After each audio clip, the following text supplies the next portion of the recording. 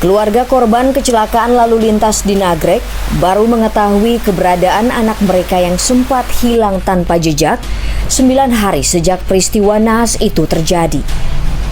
Mulanya pada 11 Desember atau 3 hari pasca kecelakaan, warga menemukan jasad Handi di aliran Sungai Serayu di Desa Banjar Parakan, Kecamatan Rawalo, Banyumas.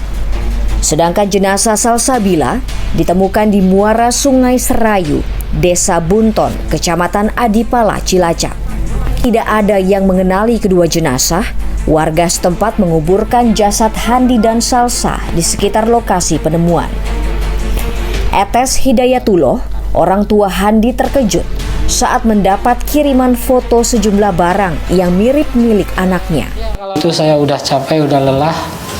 Saya pasrah, anak saya nggak ada. Terus anak saya yang perempuan itu, kakaknya Handi, lihat-lihat HP itu, WA. Ternyata anak saya itu nangis. Ini katanya, ada ini. Itu ada dari Polsek ya, gambar itu, ciri-ciri orang hilang gitu, meninggal, dapat mayit gitu di Kali Serayu.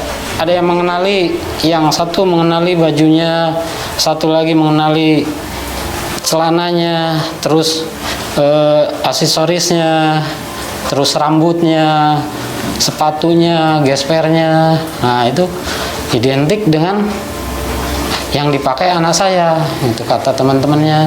Nah saya udah percaya 99%. Akhirnya Jumat 17 Desember 2021, orang tua Handi dan Salsabila didampingi jajaran Polresta Bandung menuju Banyumas dan Cilacap guna memastikan identitas kedua anak mereka. Kan dibuka seletingnya yang warna itu, bungkus itu apa? Yang dari Basarnas itu. Dibuka, bajunya kan kelihatan, bajunya, tangan jari gini, itu kelihatan. Batinnya juga dia berkata bahwa ini benar anak saya, walaupun mukanya udah besar gitu, bengkak. Dan dia menyatakan, iya bahwa ini anak saya, kata kakak saya. Betul, sampai dia meneteskan air mata. Almarhum sudah 2 hari 3 hari itu, udah dikuburin. Tapi kan pihak dari keluarga pengen dibawa ke kampung halaman. Nah, besoknya lagi pagi-pagi kata bapak-bapak polisi, ya sekarang bongkar makam, dibawa ke masing-masing kampung, di kampung halaman. Setelah dari rumah keluarga korban dan TKP kecelakaan, tim target menelusuri salah satu lokasi penemuan jenazah Salsabila yang letaknya paling jauh, yakni sekitar 200-an kilometer dari Desa Ciaro, Nagrek. Akses menuju muara Sungai Serayu ternyata sulit dilalui kendaraan roda 4. Kami pun meminta bantuan warga sekitar dan melanjutkan perjalanan menggunakan sepeda motor. Setelah melewati perkampungan terakhir, sepeda motor melewati trek jalan berlumpur dan berpasir. Sekitar 15 menit kemudian, kami tiba di sebuah tempat yang diapit Laut Cilacap dan Sungai Serayu. Lokasi ini ramai oleh aktivitas penambang pasir. Benar ya, di sini ditemukannya si mayat perempuan sampai diintes ya? Iya. Oke, makasih Pak ya. Usai 3 hari dinyatakan hilang pasca kecelakaan maut pada 8 Desember 2021 lalu, Salsabila ditemukan dalam kondisi tak bernyawa di lokasi ini di tepi muara Sungai Serayu, Desa Bunton, Cilacap, Jawa Tengah. Penemuan mayat Salsabila terpisah jarak sekitar 20 km dengan lokasi mayat Handi yang ditemukan di wilayah hulu aliran Sungai Serayu di Banyumas, Jawa Tengah. Hasil otopsi tim forensik Polda Jawa Tengah terhadap jenazah Handi dan Salsabila menguak satu fakta penting, bahwa saat dibuang ke sungai, salah satu korban masih dalam kondisi hidup. Dari kedua jenazah tersebut, memang yang wanita sudah meninggal waktu di kejadian atau di TKP.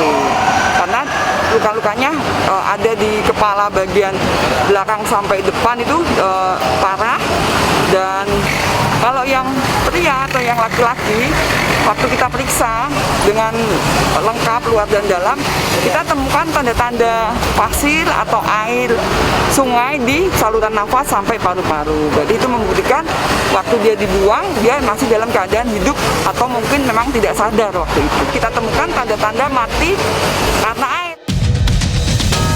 Sesungguhnya insiden yang terjadi di Nagrek merupakan kecelakaan lalu lintas biasa. Namun menjadi kasus kriminal saat para tersangka membawa dan membuang kedua korban.